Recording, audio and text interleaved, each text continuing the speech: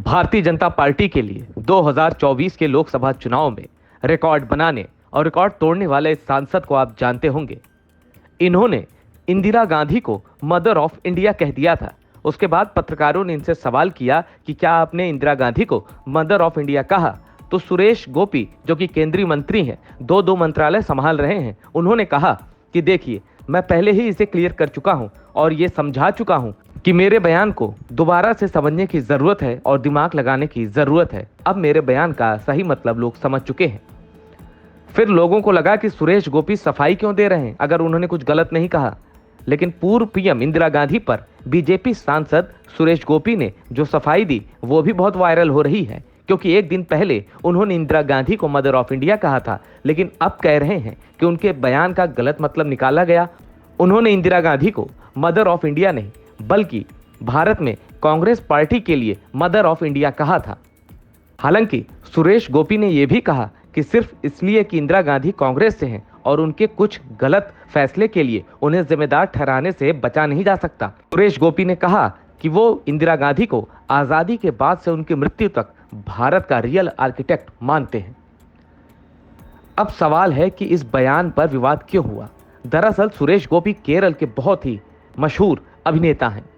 Politics में इनका knowledge भी बहुत अच्छा है, फैमिली बैकग्राउंड भी राजनीतिक है और वो केरल के इतिहास में बीजेपी के पहले सांसद हैं। इसलिए जब उन्होंने इंदिरा गांधी के बारे में कुछ कहा तो कुछ ही घंटों के अंदर पूरे देश में वो बयान वायरल होने लगा।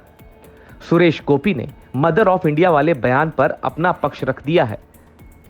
उन्होंने ऐसा क्यों कहा यह भी क्लियर कर दिया है, लेकिन अब भी वो इंदिरा गांधी की दिल खोलकर तारीफ कर रहे हैं। अब सवाल आता है कि आखिर बीजेपी को इंदिरा गांधी की तारीफ से कहीं कोई दिक्कत तो नहीं। जवाहरलाल नेहरू को उनकी कश्मीर पॉलिसी के लिए बीजेपी अक्सर घेरती है और देश में आपातकाल लाने के लिए इंदिरा गांधी को कई राजनीतिक दल घेरते हैं।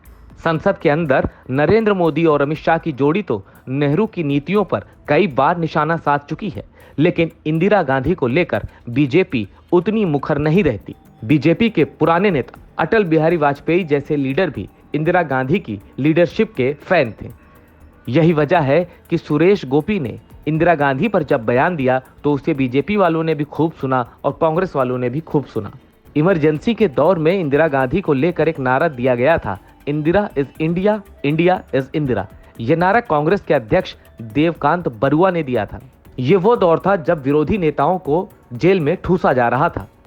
चार दीवारी के भीतर अटल बिहारी वाजपेयी भी जेल में थे। जब उन्हें पता चला कि देवकांत बरुआ ने यह नारा दे दिया है, तब अटल जी ने एक कविता लिखी।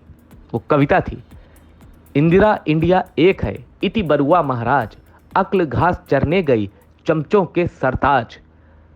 कह कैदी कबीराय स्वर्ग से जो महान है, कौन भला उस भारत माता के समान है।